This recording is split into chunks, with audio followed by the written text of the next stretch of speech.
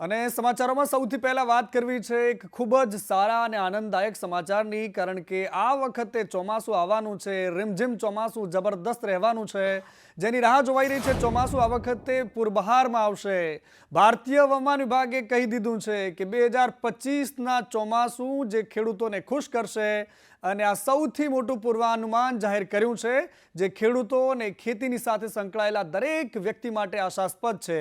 હવામાન વિભાગ અનુસાર આ વર્ષનું ચોમાસું સામાન્ય કરતાં વધારે સક્રિય રહેવાનો અંદાજ વ્યક્ત કરાયો છે. હવામાન વિભાગે કહ્યું છે કે 2025માં ભારતભરમાં સરેરાશ 105% વરસાદ પડશે, જેમાં 5% પ્લસ માઇનસ રહેવાની શક્યતા છે. આ અર્થતંત્ર, કૃષિ ઉત્પાદન અને પાણીના સ્તર માટે ખૂબ જ લાભદાયક સાબિત થવાનું છે. ગુજરાતમાં પણ ખાસ કરીને ખૂબ સારો વરસાદ પડવાનો છે. ગુજરાતમાં પણ સામાન્ય કરતાં વધારે વરસાદ એટલે કે 100થી લઈને 105% જેટલો વરસાદ પડી શકે છે. અને ગુજરાતના ઘણા બધા ભાગોમાં ભારે વરસાદના કારણે પૂરની સ્થિતિ પણ સર્જાઈ શકે છે. આ અનુમાન હવામાન વિભાગ દ્વારા કરાયું છે. तो गुजरात रीजन के लिए अगर मैं बात कहूँ तो किस तरह का बारिश रहने की संभावना है? आप जैसे चित्र में देख पा रहे होंगे कि गुजरात के ऊपर अब ब्लू कलर दिखाई दे रहा है. ब्लू कलर एवं नॉर्मल रेनफॉल का सूचना देता है. इसलिए गुजरात में इस बार मानसून सीजन में एवं नॉर्मल रेनफॉल होने का संभावना है. दिल्ली से कैमरामैन रोहित त्रिपाठी के साथ मैं अजय यादव, संदेश न्यूज.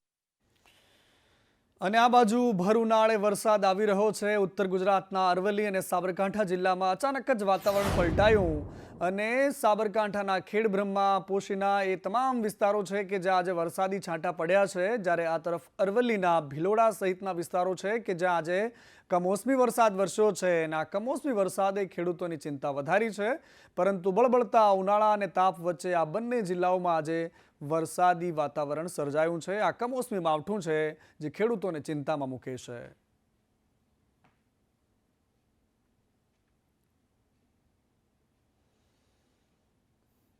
અને વરસાદના ટાઢકરૂપ સમાચાર તમે જોઈ લીધા. હવે વાત ગરમીની કરવી છે. બળબળતી ગરમી કે જેનો પ્રકોપ હજુ પણ વધવાનો છે. 3 દિવસ સુધી યલો એલર્ટ આપવામાં આવ્યું છે. હીટવેવની આગાહી પણ છે. તાપમાનનો પારો 3થી લઈને 4 ડિગ્રી વધવાની સંભાવના છે. આગામી 3 દિવસ તાપમાનમાં સતત વધારો થશે. કંડલામાં 43.6 ડિગ્રી તાપમાન આજે નોંધાયું છે, જે સૌથી વધારે ગરમ શહેર છે. આ તરફ અમદાવાદ અને ગાંધીનગરમાં પણ 42 ડિગ્રીની આસપાસ તાપમાન રહેવાની વાત કરાઈ છે. આજે કંડલા, બનાસકાંઠા અને દીવમાં યલો એલર્ટ આપવામાં આવ્યું. તેની સાથે સાથે સાબરકાંઠા, દીવ, રાજકોટ અને કચ્છમાં યલો એલર્ટ આપવામાં આવ્યું છે. આવતીકાલે કચ્છમાં યલો એલર્ટ છે. એની સાથે સાથે હીટવેવની આગાહી કરાઈ છે. આવતીકાલે બનાસકાંઠામાં પણ યલો એલર્ટ આપવામાં આવ્યું છે અને એની સાથે હીટવેવની આગાહી કરાઈ છે. રાજકોટમાં પણ આ જ પ્રકારે યલો એલર્ટ સાથે हीटवेव आगाही कराई है. आने वाला अगले 3 दिन तक उच्चतम तापमान जो है 2 से 3 डिग्री सेंटीग्रेड बढ़तर रहेगा, और उससे आगे जो दिन है टेम्परेचर 2 से 3 डिग्री सेंटीग्रेड कम होने का पूर्वानुमान है. तो 15, 16, 17 टेम्परेचर थोड़ा सा 2 से 3 डिग्री सेंटीग्रेड राइजिंग ट्रेंड रहेगा. और जो हॉट एंड ह्यूमिड कंडीशन हमारे कोस्टल क्षेत्र दोनों जो तटीय क्षेत्र है, सौराष्ट्र कच्छ के तटीय क्षेत्र और दक्षिण गुजरात क्षेत्र के जो तटीय क्षेत्र, इसमें हॉट एंड ह्यूमिड कंडीशन का भी पूर्वानुमान दिया. અને ગરમીની વચ્ચે આગ લાગવાની ઘટનાઓ પણ હવે સામાન્ય થઈ રહી છે. ભુજના સરપટ નાકા નજીક આવેલી જૂની જેલના કમ્પાઉન્ડમાં આગ લાગી, અને આ અગમ્ય કારણોસર લાગેલી આગ હતી, જે જેલ કમ્પાઉન્ડમાં રાખવામાં આવેલા વાહનો આ આગની ચપેટમાં આવી ગયા. એક પછી એક બ્લાસ્ટ થતા રહ્યા અને વાહનો બળીને ખાખ થતા ગયા. પોલીસ દ્વારા જપ્ત કરીને રાખવામાં આવેલા આશરે 500 જેટલા વાહનો હતા, જે બળીને ખાખ થઈ ચૂક્યા છે. આ આગની ઘટનાની જાણ થતાં અધિકારીઓનો કાફલો ઘટના સ્થળે પહોંચી ગયો હતો અને તપાસનો ધમધમાટ શરૂ કર્યો હતો કે આખરે આગ લાગી કેવી રીતે. હાલ આગ પર કાબુ મેળવી લેવામાં આવ્યો છે, પરંતુ આગ લાગવાનું ચોક્કસ કારણ હજુ સુધી નથી જાણી શકાયું. અને આવી જ એક ભયંકર આગ પંચમહાલના ગોધરામાં લાગી. ગોધરામાં સ્ક્રેપના ગોડાઉનમાં આગ લાગવાની ઘટના બની છે. જૂના ટાવરના સ્ક્રેપમાં ગોડાઉનમાં આગ લાગી હતી. વિકરાળ આગના કારણે ગોધરા અને અમદાવાદ હાઈવે બંધ કરવો પડ્યો. ફાયર બ્રિગેડે આગને કાબૂમાં લેવા માટે કામગીરી હાથ ધરી, પરંતુ આ ભયંકર આગ હતી. દૂર દૂર સુધી આગના ગોટે ગોટા દેખાયા અને આગના જ કારણે રસ્તાને બંધ કરવો પડ્યો હતો. અમને 4 વાગ્યાના સમયની અંદર કોલ મળ્યો કે અમદાવાદ રોડ પર સ્ક્રેપના ગોડાઉનની અંદર આગ લાગી છે અને તાત્કાલિક ધોરણે અમે ફાયરની ટીમ સાથે ઘટના સ્થળ પર આવી અને આગને બુઝાવવાને આગને કાબૂમાં લેવાનો પ્રયાસ કરી રહ્યા છે. હાલમાં કંટ્રોલ થઈ ગઈ છે. અને ગુજરાત કોંગ્રેસમાં પણ ગરમી પેદા કરવા માટે રાહુલ ગાંધી અહીંયા આવી રહ્યા છે. ઝંઝાવાતી પ્રચાર કરી રહ્યા છે, ગુજરાતના દોરા કરી રહ્યા છે. આજથી તેઓ 2 દિવસ માટે ગુજરાતમાં છે. રાહુલ ગાંધીએ આજે ગુજરાત કોંગ્રેસની 2 મહત્વપૂર્ણ બેઠકો લીધી, જેમાં પહેલી બેઠક નિરીક્ષકો સાથે હતી અને બીજી બેઠક પાર્ટીની કોર કમિટી સાથે હતી.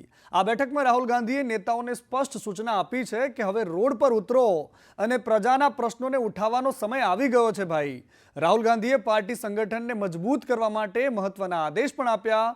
તેમણે કહ્યું છે કે 8 મે સુધીમાં દરેક જિલ્લા પ્રમુખના 6 નામોની પેનલ હાઈકમાન્ડને સોંપવામાં આવે.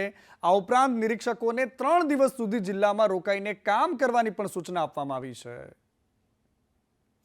સંગઠનમાં નીચે જિલ્લા કોંગ્રેસ સમિતિના પ્રમુખોને અને તાલુકાના પ્રમુખો કે સંગઠનને વધારે પાવર આપીને એક સમગ્ર દેશની અંદર આ સંગઠનની સિસ્ટમ લાગુ કરવાના છે. પણ એની શરૂઆત એ ગુજરાતથી કરે છે. ખૂબ સારી બાબત. કોંગ્રેસના જિલ્લા પ્રમુખો જે બનાવવાના છે એમાં કોઈનો વ્યક્તિનો નહીં, કોઈ જૂથનો નહીં, સામાજિક સમીકરણ, ભૌગોલિક ત્યાંની પરિસ્થિતિ શું છે એ બધું નક્કી કરીને 4-5 દિવસનો પ્રવાસ કરીને બધાને મળ્યા પછી 4-5 નામ એઆઈસીસીને મોકલવાની જે પ્રક્રિયા થઈ છે એના માટે ખૂબ સારું માર્ગદર્શન આપ્યું છે. પ્રજાના પ્રશ્નોને લઈને આપણે સંઘર્ષ કરવાનું છે, રોડ પર ઉતરવું પડશે. બહુ સારી જે સ્થિતિ જે છે નિર્માણ થઈ શકે એમ છે. લોકો ત્રસ્ત છે સરકારથી, પરંતુ જ્યાં સુધી આપણે પ્રજા સમક્ષ નહીં જઈએ ત્યાં સુધી આપણે જે છે એ જન સમર્થન પ્રાપ્ત નહીં કરી શકીએ. આજે જે મીટિંગ હતી રાહુલજીએ એ એઆઈસીસીના પ્રભારી નિમણૂક કર્યા છે અને જે ધારાસભ્ય, માજી ધારાસભ્ય અને જનરલ સેક્રેટરી જે છે ગુજરાતમાંથી એ 4 નિમણૂક કર્યા છે. એમાં એક એઆઈસીસીમાં ટોટલ 5 જણા નિમણૂક કર્યા છે. ઘરે ઘરે સુધી જઈ અને કોંગ્રેસ પાર્ટીને મજબૂત કરવાની છે એવા જિલ્લા પ્રમુખોની નિમણૂક કરવામાં આવે. અને આ તરફ મહેશ વસાવાને ભારતીય જનતા પાર્ટીથી થોડા જ દિવસોમાં મોહભંગ શું થઈ ગયો કે હવે રાજનીતિ જબરદસ્ત ગરમાઈ રહી છે. ભાજપે ભરૂચ અને નર્મદા જિલ્લામાં વિકાસ નથી કર્યો. વિકાસ ન થતાં મેં રાજીનામું આપ્યું છે તેવું મહેશ વસાવાએ કહ્યું. તો બીજી બાજુ મનસુખ વસાવાએ પણ કહી દીધું છે કે ભાઈ, તમે ભારતીય જનતા પાર્ટીના વિચારોને તમે નહીં દબાવી શકો. તમારી 7 પેઢી પણ ઓછી પડશે સંઘ અને ભાજપને દબાવવા માટે. ને ખતમ કરનારા લોકો જાતે જ ખતમ થઈ ગયા છે, પોતે ખતમ થઈ ગયા છે, એમનું આજે અસ્તિત્વ નથી. એટલે મહેશભાઈ આ ઉતાળ્યો નિર્ણય કરે છે, સમજ્યા વગરનો બોલે છે. અધર્સ પાર્ટી જે છોડીને ભાજપમાં આવે છે એ પોતાના મતલબ માટે આવે છે, પણ એમાં ખરા ઉતર્યા નથી આ લોકો. જે વિકાસની વાત હતી એ પ્રમાણે અમે જે જોયું એમાં વિચારધારાથી અમારો કોઈ મેળ પડતો નથી. આમાં ઉતાવળ્યું તો કદાચ એમને એવું હશે કે મહેશભાઈ થોડો થોભે તો એમને હોદ્દો મળશે, પણ અમને કોઈ હોદ્દાની કઈ પડેલી છે નથી. ભાજપ જ્યારથી સત્તા પર આવ્યું ત્યારથી વિકાસ વિકાસ અને વિકાસ જ મંત્ર છે. ભરૂચ જિલ્લામાં પણ સુંદર વિકાસ થયો છે. એમના નર્મદા જિલ્લામાં જ તમે લો તો સ્ટેચ્યુ ઓફ યુનિટી આજે સમગ્ર વિશ્વના લોકો અહીં પ્રવાસ માટે આવે છે. અને બીજી બાજુ જો તમે હાઈરાઇઝ બિલ્ડિંગોમાં રહો છો અને લિફ્ટમાં ઉપર નીચે થાઓ છો તો સાવધાન રહેજો, કારણ કે વલસાડની એક ઘટના આવી છે જે ચેતવનારી છે, સાવધાન કરનારી છે. કારણ કે વાપીમાં લિફ્ટમાં એક ફસાયો અને એક યુવક મોતને ભેટ્યો છે. ચીરીના રામનગર વિસ્તારની આ ઘટના છે કે જ્યાં ચામુંડા બિલ્ડિંગમાં લિફ્ટમાં એક યુવક ફસાયો હતો. લિફ્ટના તૂટેલા કાચમાં માથું નાખ્યું અને માથું નાખતા લિફ્ટમાં આવી ગયો અને ત્યારબાદ એ ફસાતા એક યુવકનું મોત થયું છે. આ અંગે ડુંગરા પોલીસે તપાસ હાથ ધરી છે. અને હવે વાત કરવી છે, કદાચ એ દ્રશ્યો તમને યાદ હશે, અમદાવાદમાં એસજી હાઈવે પર ઇસ્કોન બ્રિજની ઉપર તથ્ય પટેલ નામના એક શખ્સે જે રીતે ગાડી હંકારી હતી અને 9 લોકોને કચડીને ગયો હતો, બિલકુલ એ જ પ્રકારે એ જ રીતની ઘટના ગીર સોમનાથમાં બની. ગીર સોમનાથમાં બેફામ ડમ્પર ચાલકે 2 લોકોને કચડી લીધા. અકસ્માત જોવા ઊભા રહેલા લોકોને કચડતા આક્રોશ ફેલાયો છે. હાઈવે પર ઇકો અને બાઇક વચ્ચે અકસ્માત થયો હતો. ઉશ્કેરાયેલા લોકોએ ખાનગી કંપનીના ડમ્પર અટકાવ્યા. રાખેજ ગામના રોડ પર બંને મૃતદેહ મૂકીને ચક્કાજામ કરવામાં આવ્યો. જો કે મહામહેનતે પોલીસે સમજાવટ બાદ મામલો થાળે પડ્યો અને નિર્ણય ન આવે ત્યાં સુધી રોડ પર ડમ્પર બંધ રાખવામાં આવ્યા. બંને મૃતદેહને અંતિમ સંસ્કાર માટે લઈ જવામાં આવ્યા છે. જો કે રાખેજના ફાટક નજીક ડમ્પરે આ અકસ્માત સર્જ્યો હતો. અને આ તરફ દાહોદના લીંબડી ગામે દબાણ હટાવતા રોષ ફેલાયો છે. દબાણ હટાવતા નાના વેપારીઓ બેરોજગાર બન્યા છે અને દબાણ હટાવવામાં વહાલા દવલાની નીતિ થવાનો પણ આરોપ લાગી રહ્યો છે. નાના વેપારીઓના દબાણ દૂર કરાઈ રહ્યા છે, પરંતુ મોટા અને સક્ષમ વેપારીઓ છે તેમના ઘર સુધી પણ આ બુલડોઝર નથી ફરકતું. તંત્રે પાકા દબાણો દૂર ન કરાતા લોકોમાં ગુસ્સો છે. નાના વેપારીઓની તંત્ર પાસે યોગ્ય વ્યવસ્થાની માંગણી છે અને સરકાર એમની વાત સાંભળે તેવી પણ તેઓ આજીજી કરી રહ્યા છે. આજે 50 વર્ષથી ધંધો કરી રહ્યા છે. નાના મોટા ધંધા કરી અમે નાના બાળ બચ્ચા પાળીએ છીએ. રોજ સવારે ધંધો કરી સાંજે અમારી રોજીરોટી પૂરી કરીએ છીએ. જે આખા ગામમાં પાક્કું દબાણ છે એ હટાવવાનું રહી ગયું અને નાના ગરીબ માણસોના કેબિનો હટાવી અને અમારી રોજીરોટી છીનવી લીધી. દેવળીએ દંડાય છે, ચોર મુઠ્ઠી જારના અને લાખ ખાંડી લૂંટનારાઓ મહેફિલે મંડાય છે. હવે વાત કરવી છે કરજણની. ને કરજણમાં કરંટ લાગ્યો, 2 લોકોના મોત થયા છે. નારેશ્વર પાલેજ રોડ પર રેતીના સ્ટોક પાસેની આ ઘટના છે.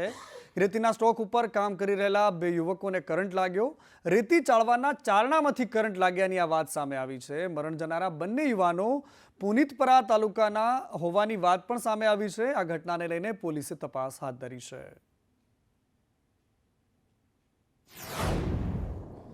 અને આ તરફ અમદાવાદના નિકોલમાં ગટરીયો વિકાસ ઉછળીને તંત્રની આંખ સામે આવી રહ્યો છે. સામાન્ય માણસો રોજ અહીંથી પસાર થાય છે એ ચિંતા સાથે કે આજે પણ ફરી એકવાર ધરડાવવાનું છે અને ગટરના પાણી રોડ પર વરસાદી પાણીની જેમ પડ્યા છે.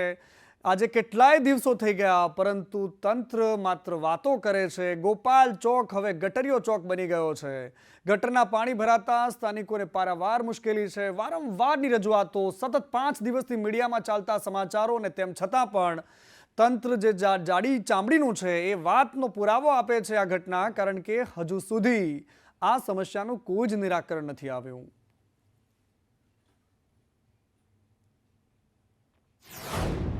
રસ્તા પર પાણી ગટરના ફરી રહ્યા છે અને બીજી બાજુ પીવાના પાણી માટે લોકો ધક્કે ચડી રહ્યા છે. આ આપણા ગુજરાતની તસવીર છે કે ઘરે ઘર નર્મદાના પીવાના પાણી પહોંચ્યા છે, પરંતુ મહાનગર એવા વડોદરામાં પીવાના પાણીની વાત લઈને મહિલાઓ મેદાનમાં શું આવી કે પોલીસ મેદાનમાં આવી ગઈ અને આ મહિલાઓ સાથે જાણે કોઈ આરોપી હોય, કોઈ ગુનેગાર હોય એ પ્રકારનું વર્તન કરતી જોવા મળી. એમને પૂરી પકડીને ડબ્બામાં પૂરી દેવામાં આવ્યા. ઝપાઝપીના દ્રશ્યો પણ સામે આવ્યા.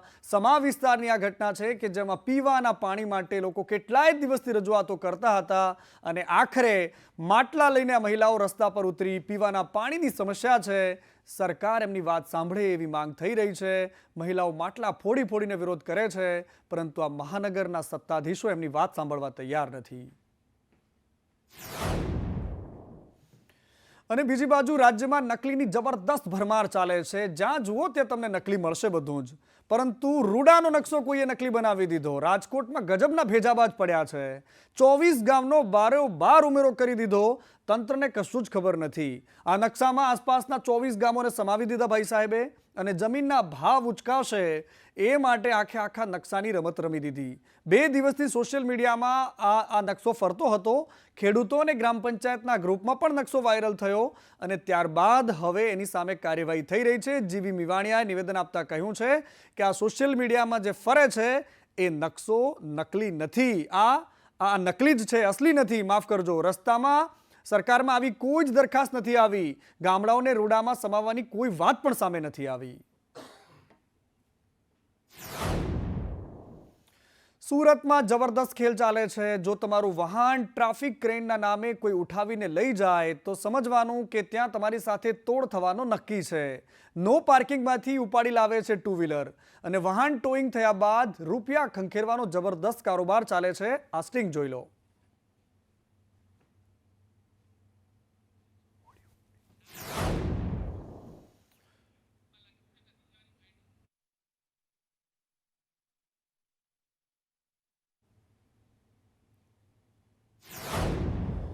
અને આ તરફ મોરબીમાં ખાતામાંથી રૂપિયા બારોબાર ઉપડી જાય છે. હા, બિલકુલ સાચું સાંભળી રહ્યા છો તમે, કારણ કે એમના ખાતામાં પૈસા નાખેલા હોય એ ખાતા ધારકોના પૈસા બારોબાર ઉપડી રહ્યા છે. આખરે આજે ખાતા ધારકો અકળાયા અને રવાપર રોડ પર આવેલી ઇન્ડસઇન્ડ બેંકના દરવાજાની બહાર આવીને વિરોધ કર્યો. એકાઉન્ટમાંથી 18 લાખ રૂપિયા અલગ અલગ ખાતાઓમાં ટ્રાન્સફર થઈ ગયા. ફિક્સ ડિપોઝિટના 15 લાખમાંથી 12.50 લાખ ટ્રાન્સફર થઈ ગયા. સેવિંગના 8 લાખમાંથી 5.30 લાખ રૂપિયા ટ્રાન્સફર થયા અને પૈસા ટ્રાન્સફર થતા બેંક ખાતે ખાતા ધારકોએ હલ્લાબોલ કર્યો હતો. અને રાજ્યમાં છેલ્લા ઘણા સમયથી ખનીજ માફિયાઓ બેફામ બન્યા છે. નદી ગેરકાયદેસર બ્રિજ બનાવી દેવાની ઘટના તો તમે જોઈ જશે, પરંતુ છોટાઉદેપુર જિલ્લામાં પણ રેતી ચોરી માટે કોતર ઉપર આવેલું ગેરકાયદે નાળું બનાવી દેવામાં આવ્યું. આ તમે નાળું જે જુઓ છો એ ગેરકાયદેસર છે. જેતપુર તાલુકાના લોઢણ ગામની સીમમાં આવેલા વાઘોઈ કોતરના ઉપરના ભાગે રેતી માફિયાઓ દ્વારા કરાયેલું કારસ્તાન તમે જોઈ રહ્યા છો. રેતી સ્ટોક કરવા માટે જમીન પણ એને કરાવી દેવામાં આવી હતી, અને પરંતુ ખેતરમાં જવાનો કોઈ જ રસ્તો નહોતો હોવાથી રસ્તામાં પડતા કોતર ઉપર જ મંજૂરી વગર આખું નાળું બનાવી દીધું. ગામે ગેરકાયદેસર નાળું બનાવવામાં આવેલ છે તે આપ શ્રીના માધ્યમથી જાણ કરવામાં આવેલ છે, અને તે બાંધકામ અટકાવવા માટે તુરંત કાર્યવાહી કરવામાં આવશે. ના, તે બાબતની કોઈ અરજી કરવામાં આવેલ નહીં કે ગ્રામ પંચાયત કે તાલુકા પંચાયત કે અન્ય કોઈ વિભાગ દ્વારા મંજૂરી મેળવવામાં આવેલ નથી. લોઢણના કોતર પર જે બિનપરવાનગી સિવાય આ જે નાળું બનાવેલ છે તે અંગે અત્યારે આદરણીય કચેરીથી કોઈ પરમિશન લેવામાં આવેલ નથી, અને તેના માટે તલાટીને પણ અત્યારે જાણ કરતા એમને આજે રિપોર્ટ આપવાનું જણાવ્યું છે. વાત કરવી છે સરકારી કચેરીઓમાં કોના બાપની દિવાળી, વીજળી, પંખા, એસી બધું જ ચાલતું હોય ને આ બધા જ ચાલતા આખા ઘટનાક્રમ વચ્ચે હવે સરકારે એક પરિપત્ર બહાર પાડવો પડ્યો. કર્મચારીઓને ગેરહાજરીમાં લાઇટ બંધ કરવા માટે સૂચના આપવી પડી. કર્મચારીઓ ગેરહાજરીમાં પંખા, એસી બંધ કરે એ પ્રકારે સૂચન જાહેર કરવામાં આવ્યું છે. જાગૃતિ અભિયાન ચલાવવા માટે પણ સૂચના આપી છે. માર્ગ અને મકાન વિભાગ દ્વારા આ સૂચના જાહેર કરાઈ છે. બેઠક બાદ એસી, કોમ્પ્યુટર, તમામ જે સાધનો છે એ બંધ કરી દેવામાં આવે. સૂર્યપ્રકાશ હોય ત્યાં લાઇટનો ઉપયોગ ન કરવા સૂચન આપવામાં આવ્યું છે, અને રાજ્યપાલની સૂચના બાદ આ તમામ કચેરીઓ માટે આદેશ જાહેર કરાયો છે.